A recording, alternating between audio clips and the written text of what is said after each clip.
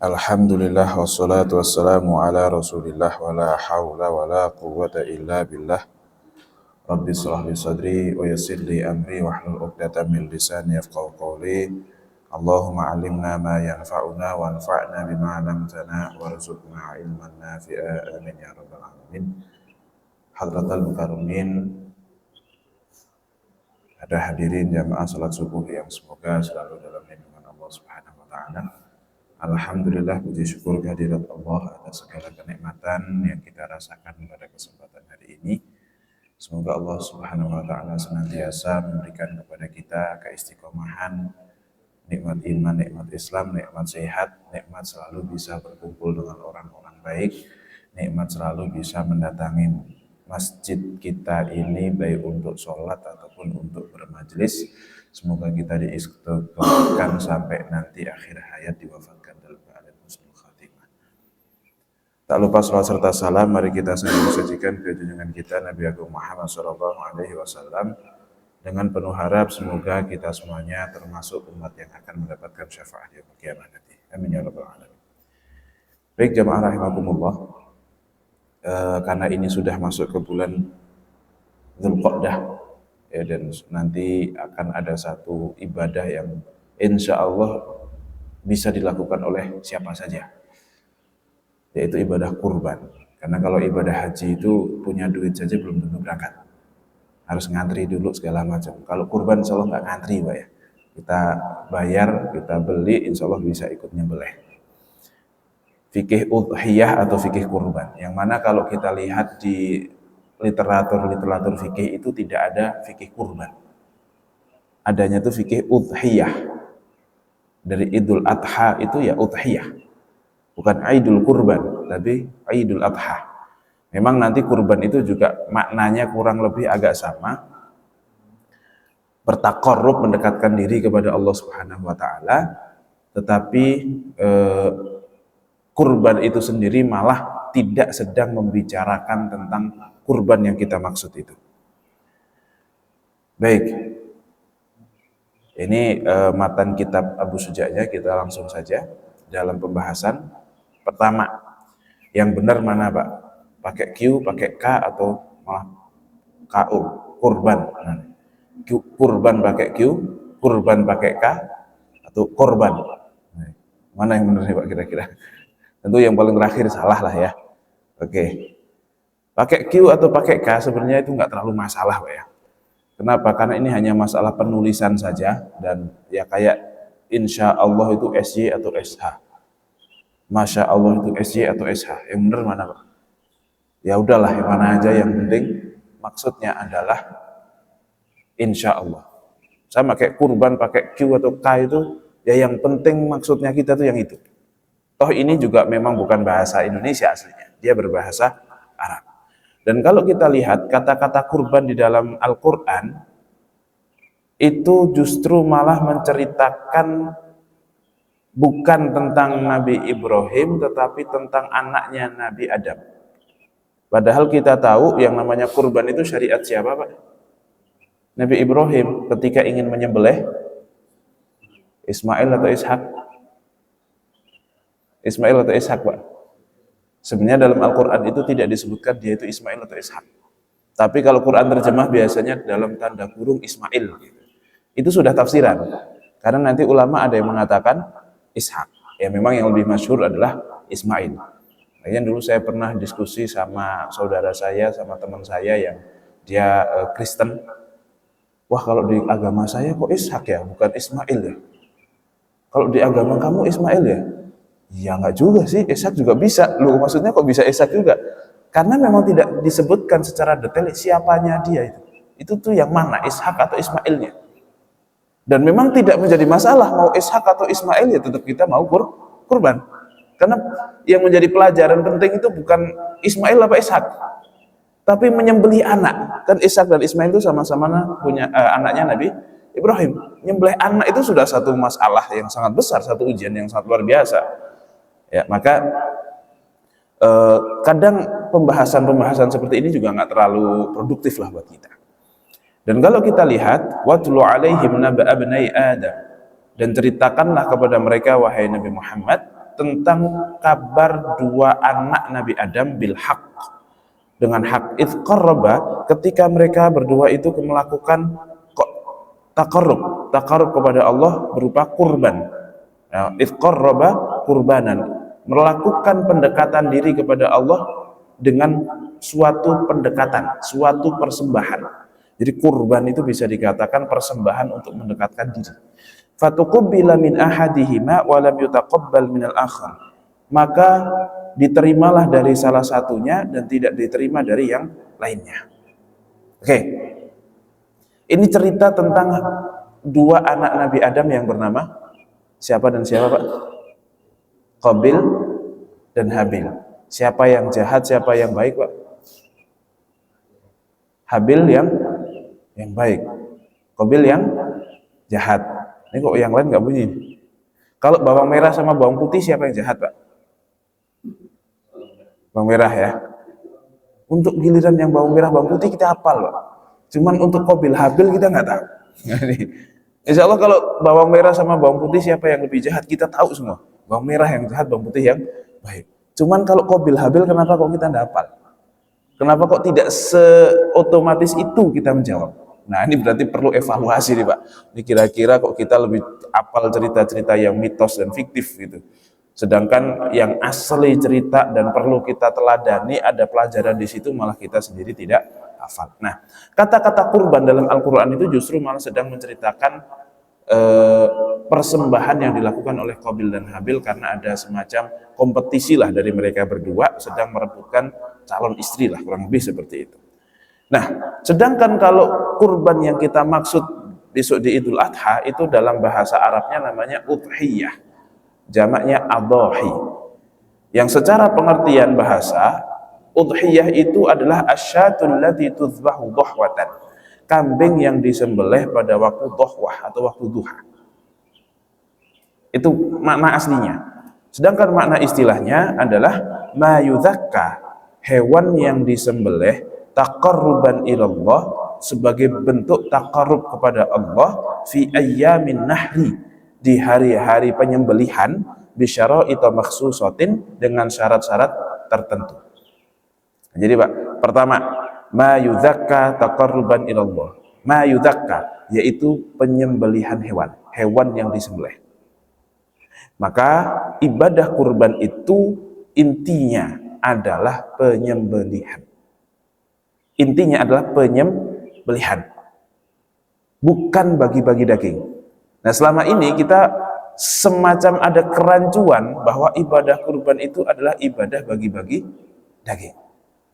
Padahal bukan bagi-baginya, tapi ya penyembelihan itu sendiri. Persembahan kita kepada Allah dengan menyembelih hewan itu, irhaqud damnya itu. Makanya kan dalam hadisnya pun tidak ada amalan yang lebih dicintai oleh Allah dibandingkan dengan menumpahkan darah. Menumpahkan darahnya memang yang kemudian dicintai oleh Allah Subhanahu wa taala. Dan kalau kita lihat dalam kisah Nabi Ibrahim dan Nabi Ishak atau Nabi Ismail tadi, ada nggak Pak diceritain setelah Nabi Ismail disembelih ternyata sama Allah ditukar dengan kambing, kemudian Nabi Ismail datang, oh ternyata anak saya enggak apa-apa dan seterusnya gitu ya. Ada nggak cerita terus kambingnya dikemanain? Kan setelah itu pulang tuh Nabi Ibrahim sama Nabi Ismail. Nah itu kambingnya dibawa pulang apa enggak? Atau taruh di situ, atau dibagi-bagi, atau dimasak dulu, atau yuk kita ke kali jeroannya dibersihin. Ada nggak Pak cerita itu? Kan nggak ada. Kenapa? Karena bukan itu yang ingin dijadikan sebagai pelajaran buat kita. Yang pelajaran buat kita itu adalah ujiannya. Betapa orang kalau semakin soleh, itu ujiannya semakin berat. Karena inna asyaddan nasi bala'an itu al-anbiya, tsumma sholihun, tsumma al-amsal fal-amsal.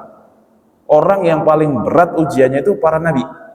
Habis itu baru orang-orang yang sangat soleh. Habis itu setelahnya tingkat berikutnya, tingkat berikutnya, tingkat berikutnya. Maka semakin tinggi ujian yang kita dapatkan, artinya menunjukkan semakin tinggi kesolehan seseorang. Nah, jadi husnudzon saja Pak, kalau dapat ujian yang berat, senang. Kok senang? Berarti saya termasuk orang soleh. Nah, itu untuk supaya mudah untuk kita itu husnudzon dan mudah berbaik sangka sama Allah Subhanahu wa taala. Oke, taqarruban ilallah, harus dalam rangka bertaqarrub kepada Allah. Karena nanti nyembelih itu ada yang untuk dijual, dibikin bakso untuk kita makan sendiri, ada yang memang untuk Allah Subhanahu wa taala. Jadi nyembelihnya itu harus berniat untuk Allah Subhanahu wa taala. Karena tidak setiap orang nyembelih sapi di tanggal 10 Dzulhijjah itu untuk kurban. Ya bisa jadi memang dia tukang daging. Ya sudah, sembelih-sembelih saja. Jadi kurban? Tidak. Karena tidak diniatkan untuk hal itu. Fi ayyamin nahr, dan juga harus di hari-hari nahr, hari-hari penyembelihan. Tanggal berapa sampai berapa tuh, Pak? 10, 11, 12, 13. Tanggal 10 mulainya hari apa? Jam berapa?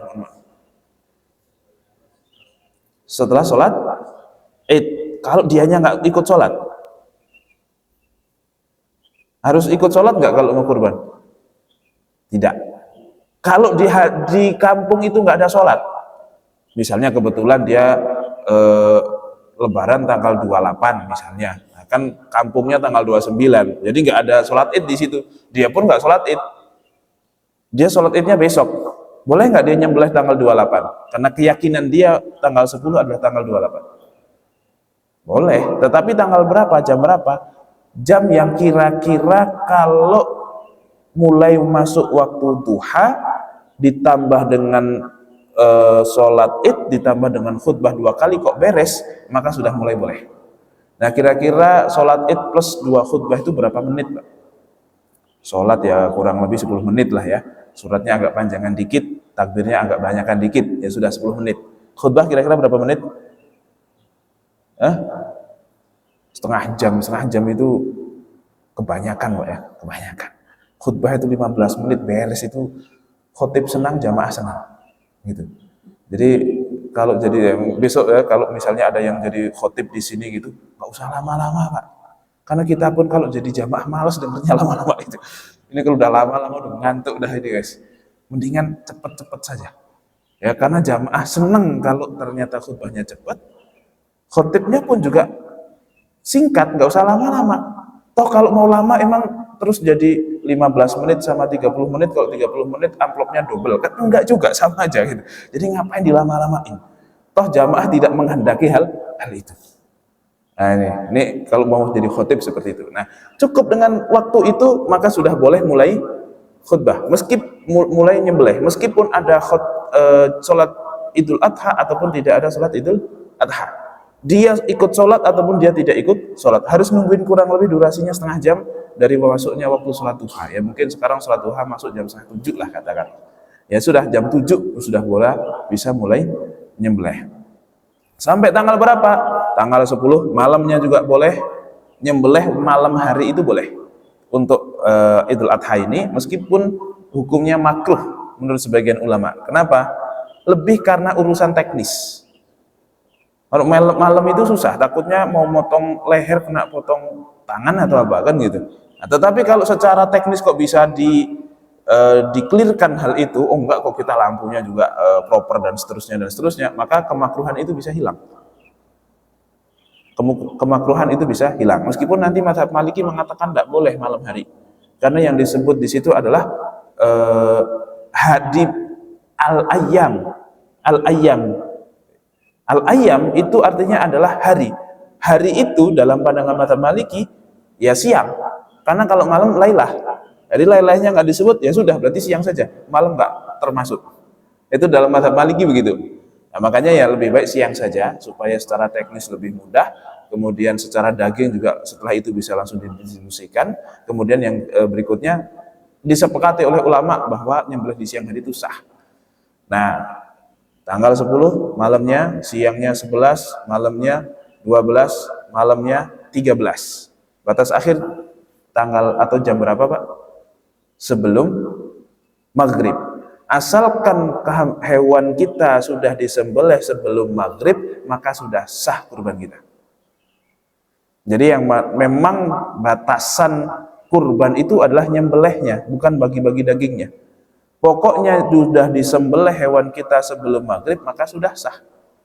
Dan ini bisa menjadi alternatif kalau misalnya kita nggak terlalu punya uang, kambing 3 juta misalnya Pak, kita punya duit cuma 2 juta, maka bisa jadi kita kurbannya jangan tanggal 10 Pak, tapi tanggal 13. Udah gitu 13-nya 13 sebelum maghrib. Karena tukang kambing ngasih harga 3 juta itu tanggal 8, tanggal 9. Tanggal 10 aja sudah 2,8 gitu. Tanggal 11 udah turun lagi bisa 2,5 itu. Nah, pokoknya tongkrongin aja tuh Pak. Punya duit 2 juta, bawa aja bismillah, semoga dapat kambing. Paling murah berapa? 3 juta. Nah, itu kan tanggal 28, tanggal 8, nanyanya tanggal 8 itu mahal nggak sih? Tapi tongkrongin saja besok tanggal 11, gimana Bang, sekarang berapa harganya gitu. Ya udah deh 2,5 ambil deh. Aduh, jangan 2,5, 2 juta dong. Wah, nggak dapat modalnya belum nyampe. Misalnya begitu ya. Tongkrongin lagi Pak, besok tanggal 13, tongkrongin lagi. Berapa sekarang? Ya udah deh, 2,3 ambil deh. 2 juta nggak dapat. Aduh, nggak bisa kalau 2 juta. Itu karena sebelum duhur Pak. Setelah duhur tanya lagi, berapa Bang? Yes, 2,2 deh, ambil bawa gitu. Aduh, ini duitnya belum nyampe, kalau segitu 2 juta gimana? Nah, habis asar tuh Pak. Bang, daripada besok dibawa lagi, ini nanti sudah nggak bisa kurban lagi. Ini mentok di tanggal 13 sebelum zuhur itu, sebelum maghrib itu adalah batasan maksimal.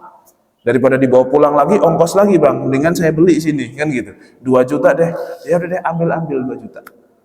Itu asalkan sebelum maghrib kita sudah bismillahirrahmanirrahim, sembelih, selesai itu Pak, ibadah kurban kita.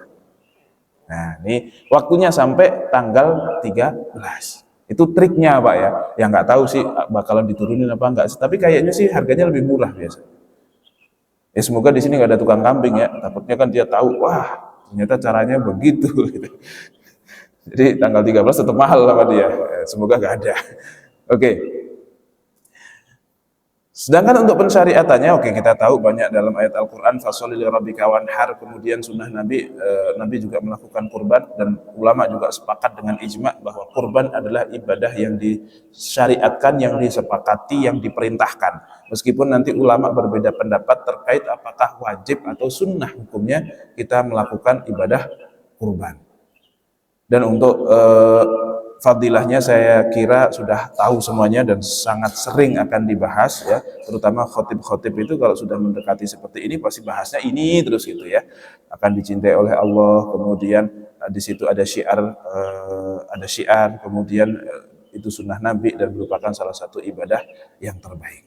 Baik, jadi memang kalau kita lihat di dalam fadilah ini bahwasanya tidaklah seorang anak Adam melakukan pekerjaan yang paling dicintai oleh Allah kecuali mengalirkan darah.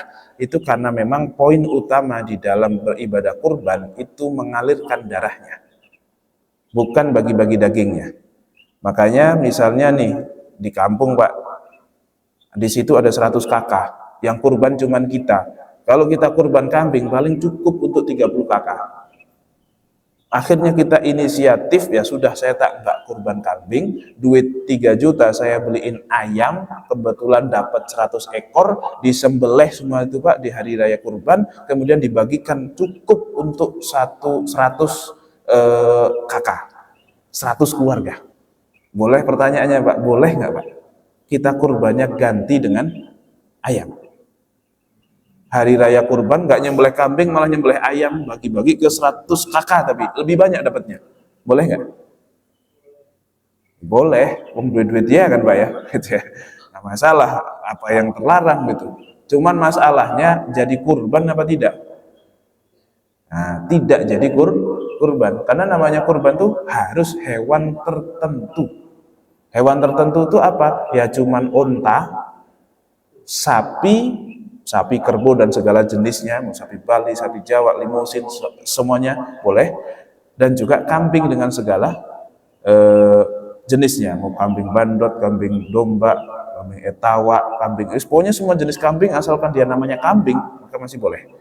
Tapi kalau unta, burung unta beda ya Pak ya, itu cuman kebetulan namanya agak sama, dia pun bingung kok saya namanya burung unta, padahal untanya juga beda gitu. Jadi hanya itu saja yang diperbolehkan untuk disembelih. Kemudian secara hukum, menurut mazhab Abu Hanifah, hukum ibadah kurban itu adalah wajib dengan beberapa syarat.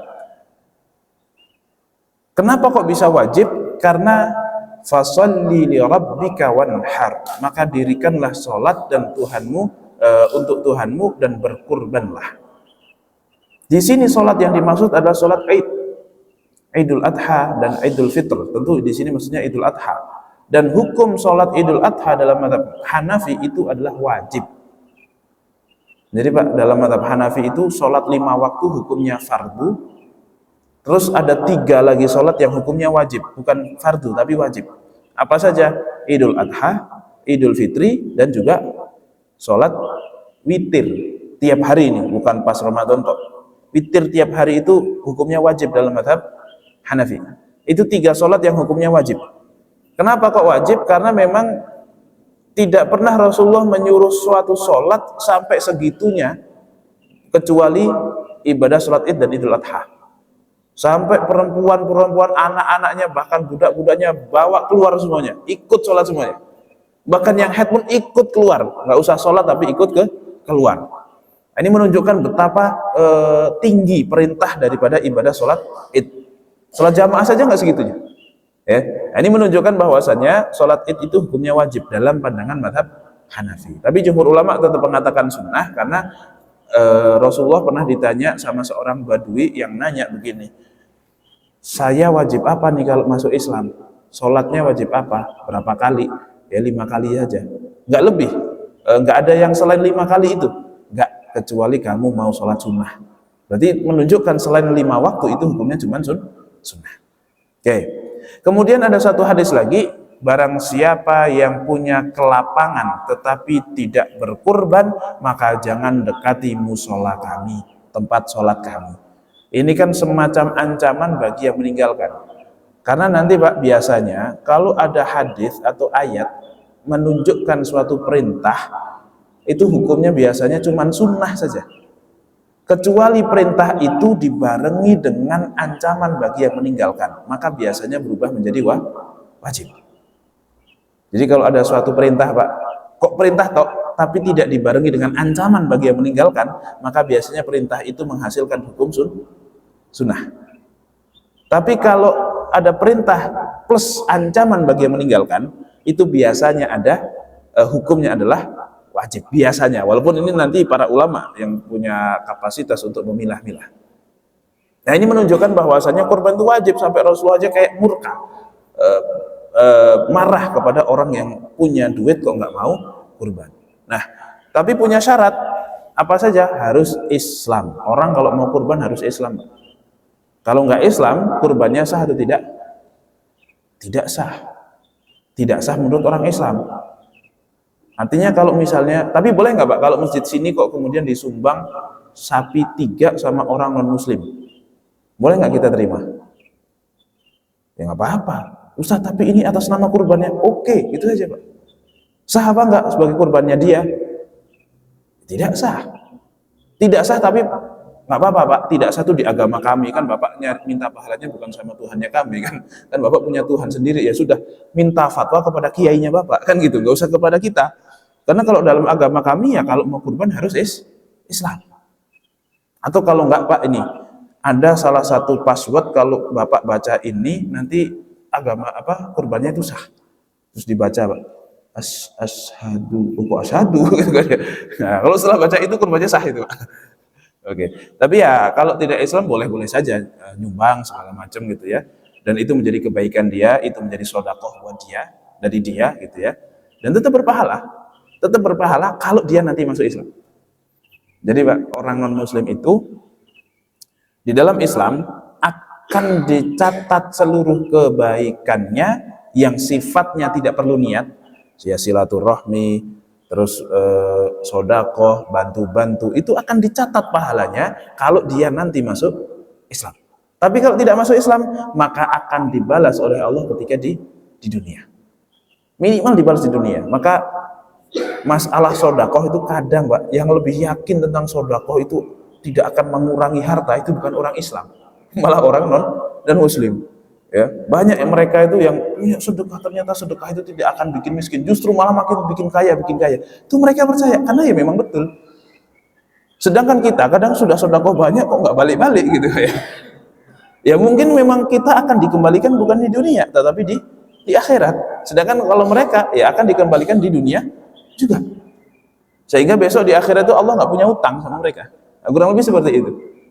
Ya, jadi syaratnya harus Islam. Kemudian yang berikutnya akil baligh, berakal dan baligh. Kemudian yang berikutnya adalah iqomah, dia bukan sedang melakukan safar. Yang keempat adalah mampu secara finansial, secara harta. Nah, maka jika satu keluarga kok isinya 5 orang, Pak, yang mana kelima-limanya itu mampu, maka semuanya wajib berkurban dalam pandangan mazhab Hanafi. Misalnya bapaknya direktur BUMN, istrinya PNS, anak pertamanya melamar kerja di perusahaan yang direkturnya bapaknya, keterima juga Pak, kan kaya juga nih. Terus anak yang kedua itu misalnya dia pedagang online, sukses. Terus anak yang ketiga kebetulan selebgram misalnya, pokoknya kaya semualah mereka. Maka semuanya itu wajib untuk berkurban setiap tahunnya. Itu dalam pandangan mazhab Hanafi. Tapi nanti dalam pandangan mazhab jumhur ulama, hukumnya sunnah untuk berkurban bagi siapapun. Kenapa? Karena dalam sebuah hadis riwayat Muslim, idza dakhala al-ashru, ketika masuk 10 hari pertama di bulan Dzulhijjah, wa arada ahadukum, dan salah satu di antara kalian itu mau berkurban, maka jangan potong kuku, jangan potong rambut. Nah, istilahnya itu barang siapa yang masuk tanggal 1 Dzulhijjah terus mau kurban, maka jangan potong rambut. Kok mau kurban? Berarti kurban kan bisa mau, bisa tidak mau. Diperbolehkan untuk tidak mau, Pak. Artinya hukumnya adalah sunnah, tidak sampai wajib.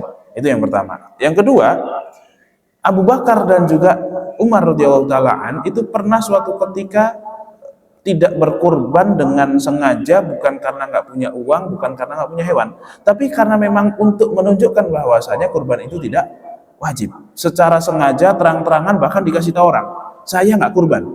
Kenapa? Ya karena memang tidak wajib.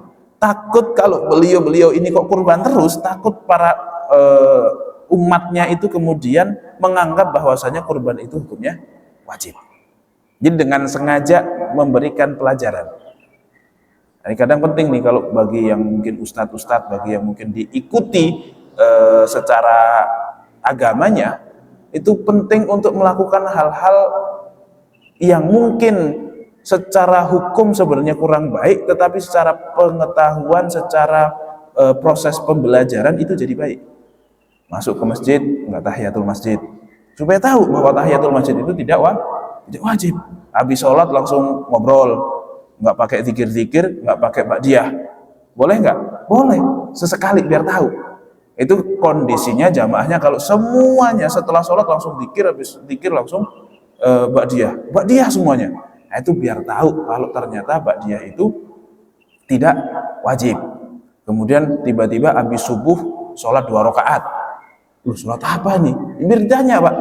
Sholat apa? Sholat qobliyah subuh. Loh, qobliyah subuh kok pada subuh? Qadha. Supaya tahu kalau qobliyah subuh itu bisa di qadha misalnya. Nah, itu kadang perlu melakukan hal-hal yang seperti itu supaya para orang awam itu jadi paham. Oh, ternyata bisa ya. Kayak gitu, Pak. Karena pembelajaran dengan berbicara, dengan contoh itu beda. Tingkat penangkapannya itu beda. Tentu ini khusus bagi para ustadz-ustadz saja ya, yang agak dianut begitu. Kalau buat orang awam kok sholat 2 rakaat setelah subuh, itu di sini pasti jadi masalah itu, Pak. Dianya nggak bisa ngejelasin, kalaupun ngejelasin nggak dipercaya. Masalahnya kan gitu. Nah, ini jadi masalah. Taib. Jadi dalam pandangan mazhab jumhur ulama itu sunnah karena Abu Bakar dan juga Umar pernah tidak kurban untuk menjelaskan hal itu. Kemudian dalam hadis lain dikatakan 3 hal yang bagiku wajib tapi bagi kalian sunnah. Apa saja itu? Witir, menyembelih kurban, dan juga sholat duha. Itu bagi Rasulullah wajib, bagi kita hukumnya sunnah. Ini secara tegas mengatakan hal itu. Karena memang Rasulullah tidak pernah meninggalkan ibadah kurban, tidak witir, bahkan meskipun dalam safarnya, di dalam perjalanannya tetap sholat witir. Sehingga kita sebaiknya, meskipun kita dalam perjalanan, kalau bisa witir, witirlah. Kalau bisa witir, witirlah. Dan witir itu tidak harus di tengah malam, Pak. Nah, kita menyangkanya kalau sholat witir itu kan di sepertiga malam terakhir sebelum kita masuk waktu sholat subuh. Ya itu bagus, itu ideal. Itu bagus dan itu ideal. Tapi sholat witir itu sudah bisa dimulai sejak kita sholat isya. Jadi sebaiknya kalau memang kita termasuk orang yang jarang bangun, susah bangun, sholat witirnya itu mendingan ba'da isya, ba'diyah 2 rakaat, terus tambah 1 rakaat witir lah minimal. Ya kalau bisa 3 lah, alhamdulillah. Kalau enggak minimal 1. Karena lebih penting istiqomah kalau bisa dijagain. Ya kalau kira-kira kok dipastikan insya Allah kalau ntar malam sih bangun Ustaz. Ya udah, sholat witirnya di paling akhir kalau bisa. Kok bisa tumben kok pasti bangun, kok bisa memastikan kalau nanti akan bangun? Karena ya sekarang ada ini Ustaz, ada final champion, jadi ya bangun. Misalnya gitu, ya sudah witirnya ntar aja kalau begitu. Oke. Yang mengatakan sunnah itu siapa saja? Yaitu pertama dari mazhab Abu Hanifah Hanafi itu ada Muhammad bin Hisam Asy-Syaibani dan juga Abu Yusuf, Muhammad bin Hasan Asy-Syaibani dan juga Abu Yusuf itu mengatakan bahwasanya hukumnya adalah sunnah. Kemudian mazhab Maliki mengatakan sunnah ain. Sunnah ain itu artinya setiap orang, ya sunnah hukumnya, setiap orang mau dia satu keluarga sudah ada yang kurban, tetap masing-masing disunahkan untuk kurban. Dan itu tiap tahun. Sedangkan mazhab Syafi'i ada yang mengatakan dia itu sunnah kifayah. Sunnah tapi kifayah. Kita tahunya kan fardu kifayah, Pak. Tapi ini sunnah kifayah. Dalilnya apa? Ya ayuhan nas, wahai manusia, ala kulli ahli baitin fi kulli amin udhiyah. Setiap satu rumah di tiap tahunnya itu menyembelih ibadah atau hewan kurban. Di setiap tahunnya untuk setiap satu rumah nyembelih kurban. Artinya kalau sudah ada yang kurban satu, maka yang lain gugur kesunahannya. Sudah tidak meninggalkan ibadah kurban. Karena memang meninggalkan sesuatu yang sunnah, apalagi sunnah muakkadah, itu bisa berimplikasi kepada kemakruhan. Kalau kita mampu kok nggak kurban, tapi asalkan serumah kok sudah ada yang kurban, cukup. Kalau serumah kok sudah ada yang kurban, maka cukup. Cukup apa? Cukup, yang lain nggak perlu, nggak apa-apa. Ya walaupun dari awal nggak usah semuanya juga nggak apa-apa, atau hukumnya sunnah gitu. Tapi kan meninggalkan kesunahan yang sangat penting. Baik, maka nanti dalam mazhab Syafi'i itu ada 2 pendapat. Ada sunnah ain, setiap orang tuh ya melakukan, tapi minimal seumur hidup itu 1 kali. Ada pendapat itu. Ada juga yang mengatakan sunnah kifayah, tiap rumah itu 1, tapi setiap tahun. Berdasarkan hadis itu. Tetapi bukan berarti satu rumah itu cukup 1, itu artinya sembelih 1 kambing cukup untuk 5 orang yang ada di rumah itu. Bukan semuanya dianggap berkurban, bukan. Tapi cukup ada 1 orang yang berkurban, yang lain sudah tidak atau gugur kesunahannya. Bukan tidak sunnah lagi, masih tetap sunnah. Kalau mau ya bagus, semuanya bagus. Tapi kalaupun tidak, itu sudah tidak dianggap meninggalkan kesunahan. Karena sudah ada salah satu yang berkurban. Kenapa? Karena nanti 1 ekor kambing itu maksimal hanya boleh untuk 1 orang. Nah, yang untuk 1 keluarga apanya? Bukan kurbannya, tetapi pahala dari kurbannya. Itu sudah akan meliputi semua orang. Gitu. Jadi bedakan antara pekurbannya tetap oleh 1 orang, pelakunya tetap 1 orang, tapi untuknya itu bisa untuk 1 keluarga. Oke. Nah, kategori mampu itu apa? Kan tadi mazhab Hanafi mengatakan harus mampu supaya hukumnya wajib. Kalau nggak mampu maka belum wajib. Kalau jumhur ulama yang penting bisa beli kambing maka sudah dikatakan mampu. 1 keluarga punya duit 4 juta. Buat makan sejuta cukup ya, seharian itu atau seminggu itu 1 juta cukup misalnya. Dan dia mampu untuk beli kambing dengan uang sisanya, maka dia sudah dikategorikan mampu untuk berkurban. Bahkan para ulama mengatakan, karena dalam ayatnya itu lakum fiha khair, di dalamnya ada kebaikan untukmu, maka ngutang pun nggak masalah, yang penting mampu dan yakin bayar, yakin mampu bayar. Bahkan para ulama meskipun mereka mengatakan sunnah, Pak, tapi kalau nggak punya duit gimana? Kalau bisa utang-utang. Karena dalam ayatnya lakum fiha khair, di dalamnya itu ada kebaikan. Ada kebaikan yang luar biasa. Kebaikan di situ adalah al khair. Al khair itu artinya kebaikan yang umum. Kebaikan apa saja itu bisa datang karena sebab itu. Sehingga meskipun nggak punya duit, sebaiknya utang kalau memang mampu bayar. Kadang orang sekarang tuh Pak, beli HP saja mau utang. HP timbang HP doang. Kan kalau punya duit 2 juta ya udah beli HP 2 juta kan beres sebenarnya. Tapi pengennya yang 5 juta. Ya udahlah kredit HP doang kredit. Sekarang tukang kredit itu nggak cuma di depan dealer motor, mobil, enggak. Di depan konter HP itu sekarang sudah ada tukang kredit, Pak. Saya juga heran. Orang beli HP aja sampai ngutang. Sepenting apa HP itu? Toh kalaupun HP itu bagus, mahal, paling yang dibuka juga YouTube, WhatsApp, gitu-gitu aja. Itu saja juga yang dibuka, sama saja. Itu HP 1.500.000 pun udah bisa. Bahkan kalau mau yang lebih murah tuh ke Pak Cip itu, banyak HP second itu katanya. Kalau mau HP murah. Baik.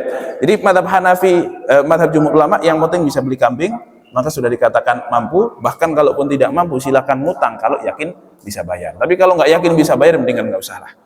Karena mendolimi orang lain nanti kan Pak ya. Jadi syaratnya ngutang itu mampu bayar. Ngutang itu boleh nggak Pak dalam Islam? Utang itu boleh nggak dalam Islam? Boleh, kalau nggak boleh repot kita Pak ya. Apalagi yang agak-agak gaya hidupnya ngutang kan begitu. Boleh, tetapi jangan sampai kalau ngutang itu tidak punya komitmen untuk bayar dan tidak punya perhitungan yang baik supaya bisa bayar. Jadi jangan terlalu rezeki nanti gampang lah udah utang aja dulu. Tapi nggak punya planning saya bayarnya pakai hasil yang mana ya. Nah, itu juga tidak diperkenankan. Baik. Sedangkan mazhab Hanafi mengatakan bahwasanya minimal orang disebut mampu itu kalau punya 20 dinar. 20 dinar itu berapa juta, Pak? Berapa gram lah? 20 dinar itu berapa gram emas? 1 dinar itu 4,25 gram. Maka kalau 20 dinar ya kurang lebih sekitar 85 gram emas. Baru orang disebut mampu dalam mazhab Hanafi kalau tabungan emasnya itu minimal 85 gram emas. Kalau emas, kalau rupiah berapa juta itu Pak? 85 juta, ya kurang lebih 85 juta lah. Maka kalau dia tidak punya uang 85 juta, itu belum wajib dalam pandangan mazhab Hanafi. Sehingga kalau duitnya kok cuma 20 juta, itu ulama sepakat dia tidak wajib. Kenapa? Menurut jumhur ulama, dia mampu, tapi memang hukumnya menurut mereka nggak wajib. Sedangkan menurut mazhab Hanafi, dia belum mampu, makanya belum wajib. Nah, jadi kalau masih 20 juta belum wajib. Tapi kalau sudah 85 juta, itulah yang ulama beda pendapat. Baik. Kemudian, bagaimana hukum patungan kurban kambing untuk satu kelas atau karyawan sekantor atau semesjid, DKM semesjid dengan satu kambing, boleh nggak Pak? Nah, maka menurut pandangan jumhur ulama, satu sapi atau unta itu hanya cukup untuk 7 orang saja. Tidak harus 7 orang Pak, 2 orang juga boleh, 3 orang boleh, 5 orang boleh, 6 orang boleh, tapi maksimal 7. Artinya besok Pak kalau di sini kok bikin kurban, terus paketannya ini sapi untuk 7 orang, sudah dapat 5 sapi, sapi ke-6 cuma dapat 6 orang misalnya, kurang 1. Itu jangan di cancel Pak, ya sudah, tetap 1 sapi untuk 6 orang tapi bayarnya nambah, udah gitu aja. Karena enggak apa-apa, 1 sapi untuk 6 orang, untuk 5 orang tuh bisa. Tapi maksimal 7 orang. Itu dalam pandangan madhab jumhur ulama. Tapi dalam pandangan mazhab Maliki, bahkan 1 sapi, 1 unta itu hanya untuk 1 orang. Kenapa? Karena ibadah kurban itu ibadah menyembelih. Namanya ibadah menyembelih itu ya menghilangkan nyawa. Dan segede-gedenya sapi, segede-gedenya unta, nyawanya tetap 1. Jadi kalau nyembelih ya untuk 1 orang. Itu dalam pandangan mazhab Maliki begitu. Sedangkan hadis yang mengatakan, oh Rasulullah itu kan membolehkan 1 sapi untuk 7 orang, itu dalam kondisi darurat Pak. Kondisinya itu mau haji tapi tertolak, kemudian tidak bisa haji, akhirnya Rasulullah menyembelih hadyu di situ, menyembelih kurban di situ, dengan kondisi persiapan hewan tidak terlalu banyak. Kalau sampai Mekah kan bisa beli di Mekah, kalau bawa sapi kan susah dan seterusnya. Jadi banyak, ada yang bawa sapi, ada yang bawa hewan-hewannya sudah dibawa, tapi ada juga yang tidak bawa, mau beli di Mekah. Sehingga ini susah. Akhirnya sama Rasulullah, ya sudah 1 sapi bisa 7 orang, kalau kambing buat 1 orang saja. Nah, mazhab Maliki mengatakan ini hanya dalam kondisi darurat. Kalau nggak darurat, maka satu sapi tetap untuk satu orang. Itu satu sapi, Pak. Ini kok satu kambing mau satu keluarga. Nah, sedangkan untuk kambing itu hanya cukup untuk satu orang, dan kata Imam Nawawi, wa ajma'u ala anna syata la yajuzu lishtiraku fiha. Ulama salaf telah ijma', sepakat bahwasanya satu kambing itu hanya cukup untuk kurban satu orang. Sudah sepakat, sudah ijma'. Nggak ada perbedaan pendapat. Nah, sedangkan makna bahwa satu kambing untuk satu keluarga itu maknanya adalah tadi pahalanya yang untuk satu keluarga, bukan pelakunya itu satu keluarga. Karena begini, Pak, misalnya tadi 5 orang satu keluarga, 5 orang semuanya bernadar. Yang istrinya, kalau jatah bulanan saya naik dari 10 juta ke 15 juta, saya mau kurban tahun ini. Anak pertama, kalau saya keterima kerja di perusahaan A, maka saya akan kurban. Anak kedua, kalau saya keterima di kampus A, maka saya akan berkurban. Anak ketiga, kalau saya followersnya mencapai 1 juta, misalnya gitu kan, nadar orang kan beda-beda, Pak ya. Follower saya nyampe 1 juta, saya akan berkurban. Terus yang suaminya, yang bapaknya, kalau istri saya ngizin saya kawin lagi, saya kurban. Misalnya gitu, Pak. Jadi ternyata kok semuanya terpenuhi. Istrinya dapat 15 juta, yang ini masuk perusahaan yang dia mau, yang ini masuk kampus yang ia mau, yang ini followersnya nambah sampai 1 juta. Terus si bapak juga dibolehin sama istrinya nikah lagi, misalnya begitu. Maka mereka semuanya jadi wajib untuk berkurban. Nah, pertanyaannya, boleh nggak karena mereka satu keluarga, ya sudah kurban satu kambing untuk satu keluarga. Semuanya sudah gugur belum itu nadarnya? Kan nadarnya cuma saya mau kurban, tidak mengatakan kurban sapi atau kurban kambing atau kurban apapun. Yang penting saya mau kurban. Maka sah nggak kalau cuma 1 ekor kambing untuk 5 nadar tadi? Bisa nggak, Pak? Tidak bisa. Ya, kenapa kok tidak bisa? Ya karena kurban 1 kambing pelakunya hanya untuk 1 orang, hanya bisa menggugurkan 1 pelaku. Kalau lah kok 1 kambing bisa untuk 1 keluarga, harusnya itu gugur semuanya. Karena kan kita sudah kurban 1 kambing, dan 1 kambing kan bisa dilakukan, dikurbankan oleh 1 keluarga. Ya berarti sudah disebut sudah berkurban. Kalau sudah berkurban harusnya gugur nadarnya. Tapi ya tidak. Kenapa? Ya karena memang 1 kambing hanya untuk 1 orang secara pelaku, tapi bisa untuk 1 keluarga secara pahala. Baik. Nah, pahalanya untuk 1 keluarga namanya sunnah kifayah. Nah, kemudian bagaimana patungan kurban yang seperti ini? Itu bukan patungan kurban, tapi sebenarnya sedekah, Pak. Kalau anak-anak kita kan suruh bayar 100.000 per orang mau beli kambing untuk kurban. Itu yang kurban bisa saja 1 orang, ya gurunya kek, atas nama gurunya gitu ya. Nah, yang lain ngapain? Yang lain cuma patungan untuk sedekah kepada gurunya supaya gurunya bisa kurban gitu. Habis itu ngapain? Habis itu kita makan-makan. Itu sebenarnya belajar pesta. Ya nggak apa-apa juga sih. Orang Islam itu makan-makan juga dianjurkan kan gitu. Namanya walimah itu namanya adalah ngundang orang untuk makan.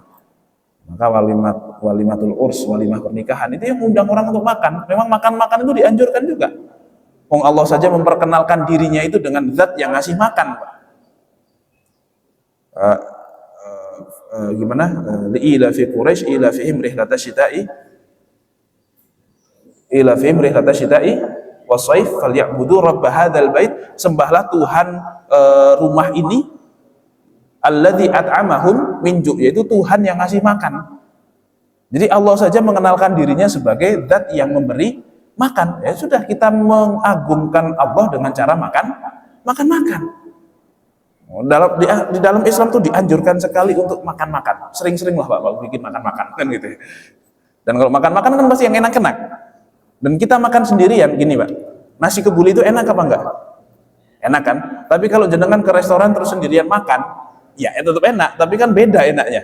Berbeda kalau kita kok 10 orang bareng-bareng makan sambil ngobrol sambil bercanda gitu. Itu jauh lebih enak. Dan disitulah harusnya kita, inilah nikmat Allah yang luar biasa itu. Bukan masalah makan-makannya doang, tapi untuk mengingatkan diri kepada kenikmatan yang Allah berikan. Jadi patungan kambing itu sama dengan sedekah sebenarnya. Dan urutan yang lebih afdol, ini dalam mazhab Syafi'i ya. Yang lebih afdol itu seperti apa? Paling afdol dalam madhab Syafi'i satu orang satu unta. Kemudian baru sapi. Kemudian baru kambing. Kemudian baru 1/7 sapi, sepertujuh unta. Baru yang terakhir adalah 1/7 sapi. Jadi Pak, satu ekor kambing dengan 1/7 sapi itu lebih afdol mana kalau secara hukum?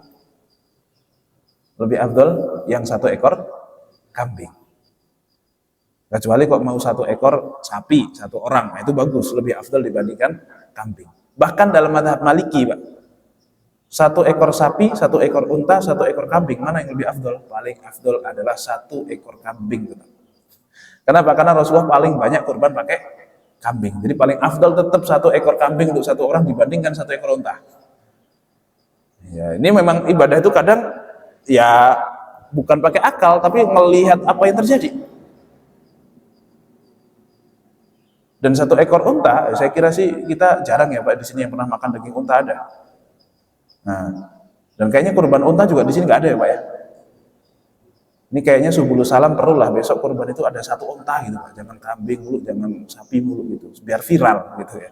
Insya Allah itu semua TV akan datang ke sini untuk meliput. Karena kayaknya itu satu-satunya di Indonesia yang kurban unta. Kalau kurban kerbau ya mungkin banyak. Tapi kalau kurban unta itu kan jarang. Nah kalau bisa itu Pak biar viral gitu ya. Kalau cuma pengen nyari viral. Oke, jadi satu ekor kambing dengan 1/7 sapi itu lebih baik satu ekor kambing dalam pandangan madhab Syafi'i. Itu secara lebih afdol di satu sisi. Tetapi kadang kita itu tidak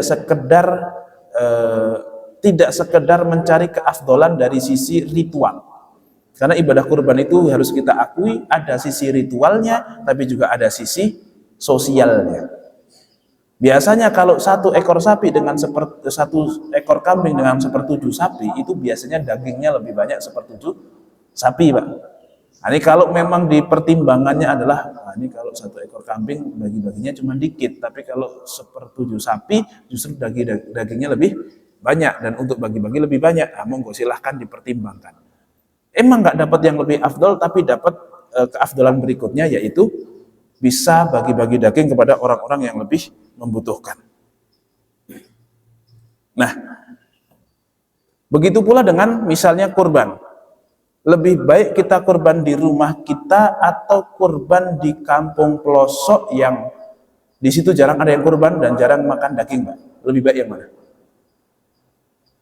Biasanya kalau di sini defisit ini kan Pak ya, defisit surplus daging kan Pak ya. Bahkan sampai freezer kita nggak muat lagi. Pokoknya harus dimasak rendang nih cepet-cepet, kalau enggak basi nanti karena nggak ditaruh di freezer Pak. Freezernya udah penuh masalahnya. Nah, kira-kira lebih afdal mana Pak? Di sini atau di kampung? Di sini atau di kampung? Ya, ada satu sisi keafdalan di sini tapi ada sisi keafdalan di sana. Kalau di sini banyak hal yang bisa kita lakukan. Satu, kita nyembelih sendiri dan sudahnya nyembelih sendiri memang.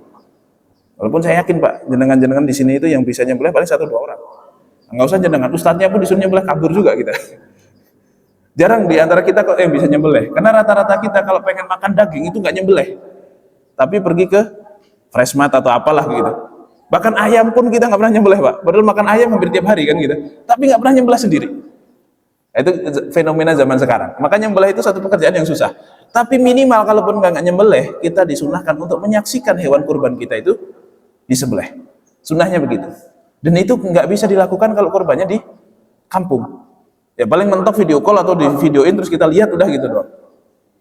Itu yang pertama. Yang kedua, kesunahannya adalah ketika Idul Adha dari subuh itu kita tidak makan, kita disuruh berpuasa terlebih dahulu sampai kapan? Bukan sampai sholat selesai Pak, tapi sampai kita potong hewan kurban kemudian kita makan dari hewan kurban kita. Itu yang paling sempurna begitu. Nah, cuman sekarang masalahnya kurbannya itu disembelihnya kapan? Kan gitu ya. Beres bagi-bagi jam berapa, Pak? Jam 4 kan? Nah, repot lah. Makanya yang namanya nyembelih kurban, Pak, di zaman Nabi itu nggak pernah dilaksanakan di Masjid Nabawi. Nggak pernah. Apalagi kok sampai bikin panitia. Nggak pernah itu Abu Bakar terus bikin rompi panitia kurban. Nggak pernah ada itu, Pak. Bid'ah itu gitu ya. Ya tapi nggak masalah karena tadi fenomenanya adalah kita itu juga nyari kambing yang bagus juga nggak ngerti, nyembelih apalagi, potong-potong. Itu kalau kita suruh nyembelih sendiri, potong-potong sendiri, 3 hari baru kelar itu Pak, ngeliatin kulitnya doang. Kan gitu ya, makanya efektifnya ya sudahlah, kumpulin saja. Sehingga panitia itu memang sukarela, bahkan boleh malakin, bahkan boleh dikomersilkan itu Pak. Panitia kurban, satu kambing berapa? 200.000. Kok mahal sekali? Iya memang segitu. Ya, 100.000-nya operasional, 100.000-nya untung. Nggak apa-apa, ngambil untung tuh nggak masalah Pak. Oh, memang jasa. Kalau untuk di situnya ya, nah, yang nggak boleh itu kalau kita dibayar pakai lulang, kulitnya atau juga kepalanya, itu nggak boleh. Tapi kalau dibayar pakai rupiah nggak masalah. Bahkan dimahalin aja Pak, nggak apa-apa. Gitu ya. Supaya dapat profit, nggak masalah. Itu zaman dulu tuh nggak pernah ada. Nah, kalau Rasulullah SAW itu nyembelih sendiri, setelah nyembelih itu dipotong-potong dan diambil pertama kali itu hatinya dimasak, kemudian sama Rasul dimakan pertama kali, karena memang yang paling cepat matang. Nah, di situ bukanya tuh pakai itu Pak. Nah, cuman kan kita juga nggak melakukan, kalaupun itu terjadi. Kalaupun kita kurban di sini, kita juga nggak melakukan masalahnya. Nyembelih sendiri enggak, mungkin nonton juga enggak, karena mungkin sibuk yang lain-lain gitu ya. Makan dari hewan kurbannya juga enggak. Kadang kita juga syiar kepada salah satunya keuntungan kalau kita kurban di sini adalah kita nyari kambing, ngajak anak. Nah nih, jadi supaya anak itu tertanam, oh kalau pokoknya Idul Adha itu nyari kambing, terus besok disembelih, terus dibagi-bagi gitu. Itu akan tertanam kepada anak. Cuman kan kita sekarang juga nggak melakukan itu Pak. Mau kurban nggak? Mau. Itu tengah malam jam 12 dia transfer pakai M-Banking, udah selesai. Jadi nggak ada yang bisa dilihatkan ke anak gitu. Setelah itu pun kita lebih sibuk makan opor, makan lontong juga, sehingga anak pun nggak ngelihat prosesi penyembelihan dan seterusnya. Jadi itu adalah potensi hal-hal yang baik kalau kita kurban di sini itu Pak. Tapi kalau kita kurban di sini kadang yang itu pun juga nggak kita lakukan gitu. Nah, yang kurang efektif kalau kita kurban di sekitaran Jakarta ini adalah satu, harga kambingnya lebih mahal. Dua, bagi-bagi dagingnya tidak bisa seefektif kalau di kampung. Nah, ini maka monggo silakan jadi pertimbangan Pak, mau yang mana? Dua-duanya sama-sama sah. Dua-duanya sama-sama sah, punya kelebihan dan kekurangan masing-masing. Monggo silakan timbang-timbang lah. Karena dua-duanya juga sama-sama ada kebaikannya, tapi juga ada kekurangannya. Ya kalau bisa sih di kampung saja Pak, di kampung kurban, tapi di sini juga. Nah, itu kalau bisa kan gitu ya.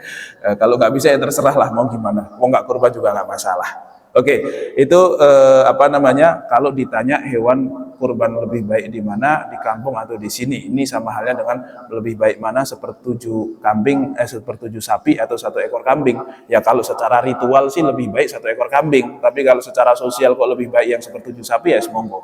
Itu ada perhitungannya masing-masing. Ya kita bisa melihat kondisi masing-masing. Apalagi kok kebetulan DKM Mbak, biasanya DKM itu kan bagian terakhir.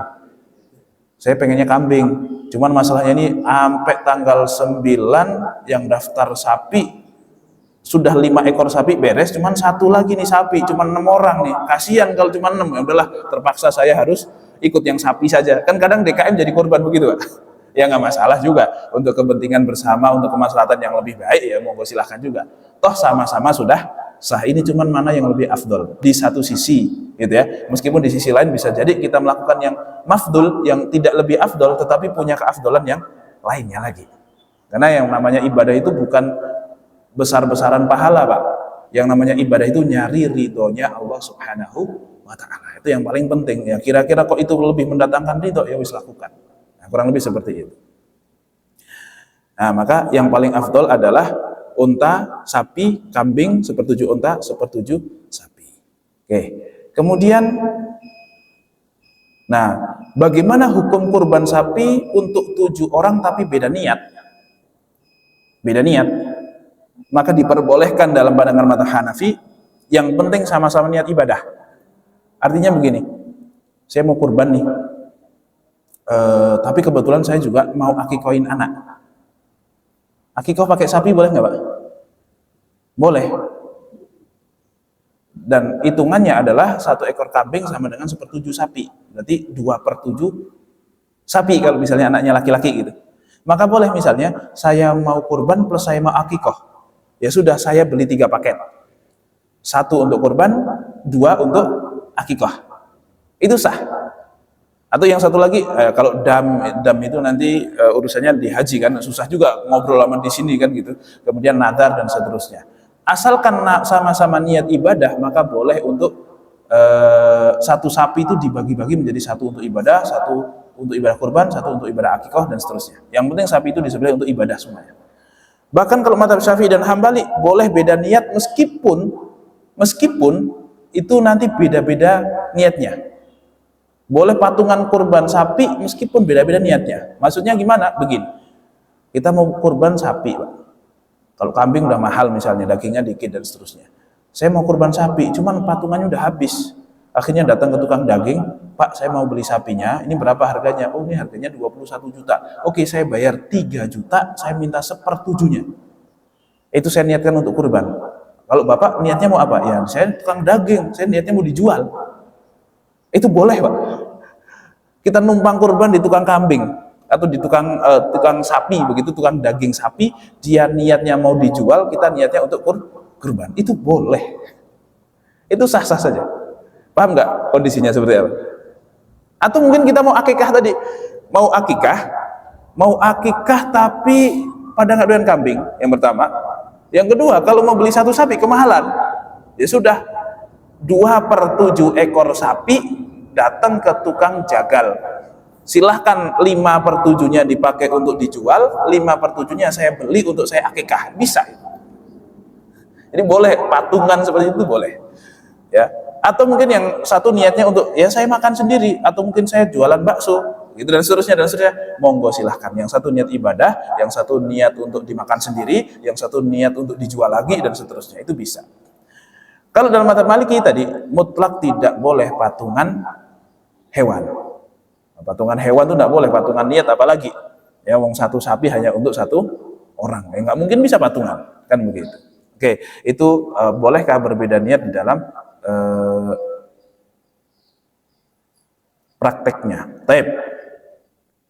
Ya, kemudian untuk waktu sudah kita bahas. Nah, menyembelih kurban memang maksimal sampai tanggal 13, tetapi bagi-bagi dagingnya itu terserah, mau kita simpen juga monggo silahkan. Memang dulu sempat ada larangan dari Rasulullah, jangan sampai 3 hari itu daging dibiarkan. Kalau sampai lebih dari 3 hari harus dibagi-bagikan, pokoknya harus habis tuh dalam waktu 3 hari. Sempat seperti itu, tapi suatu masa sekarang sudah dihapuskan perintah itu oleh Rasulullah, sehingga silahkan kalau daging itu mau disimpan, mau dimakan, mau dikasih orang, terserah, sudah tidak ada batasan lagi untuk daging itu. Sehingga kalau dalam madhab-madhab, beberapa madhab, kalau madhab Syafi'i tidak, tapi beberapa madhab itu mengatakan begini, kalaupun kita nyembelih kambing untuk kurban, setelah disembelih kita makan sendiri sampai habis, itu sah kurbannya. Karena memang ibadah kurban bukan dibagi-baginya, tapi di penyembelihannya. Jadi kalau kita nyembelih hewan dalam rangka kurban jadi kurban, bagi-bagi dagingnya itu jadi sodakoh. Artinya kita bisa beribadah 2 hal. Kurbannya ya ibadah, bagi-bagi daging ya ibadah. Jadi kalau kita cuma mau ibadah, saya pengen nyembelihnya aja, bagi-bagi dagingnya, saya makan sendiri sampai habis itu 1 ekor kambing, Pak, monggo silahkan. Ya bahwasanya habis itu UGD atau gimana ya semua tanggung sendiri kan gitu ya. Baik. Oke. Untuk hewannya maka hanya al-an'am, harus cukup umur, ya ini monggo silahkan tukang kambing, tukang ini paham. Kemudian tidak boleh cacat. Kemudian hewan itu sudah harus milik yang berkurban, Nah, dalam mazhab Syafi'i itu syarat harus niat. Orang yang mau kurban itu harus niat bahwa dia itu mau kurban. Makanya dalam mazhab Syafi'i tidak boleh untuk berkurban untuk orang yang sudah meninggal kalau dia tidak punya wasiat, tolong kurbanin saya. Kenapa? Karena orang yang meninggal tidak punya wasiat, artinya dia tidak punya niat. Nah, kalau tidak punya niat, ya nggak sah.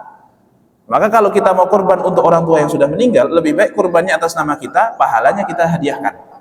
Itu dalam mazhab Syafi'i. Tapi kalau jumhur ulama mengatakan boleh untuk kurban untuk orang yang sudah meninggal, gitu ya. Karena kurban itu termasuk ibadah harta. Yang mana kalau ibadah harta itu ulama sepakat boleh diatasnamakan orang yang sudah wafat.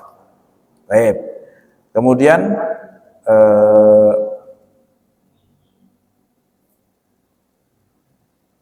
ya saya kira cukup itulah ya untuk materinya, untuk hukum-hukumnya. Dan satu hal mungkin hewan kurban tidak boleh untuk dijual, atau daging kurban tidak boleh untuk dijual. Kita punya hak untuk makan dan ngasih orang saja, tidak boleh untuk dijual. Siapapun kita, kalau kita pekurban maka kita nggak boleh jual. Boleh kita makan sendiri, bagi sepertiga itu Pak ya, tapi sepertiga itu ya nggak harus sepertiga amat lah, maksudnya dibagi tiga. Ada yang kita makan sendiri, ada yang kita hadiahkan kepada orang yang tidak membutuhkan sebenarnya, tapi kita kasih karena bentuk penghormatan kita, bentuk silaturahmi kita. Kemudian sebagiannya lagi kita bagikan kepada fakir-fakir miskin. Maka bagi kita nggak boleh kita jual. Bagi orang yang menerima atas nama hadiah, bukan karena atas nama miskin, itu juga nggak boleh ngejual. Tapi kalau sudah di tangan orang miskin, mereka sudah boleh untuk menjual.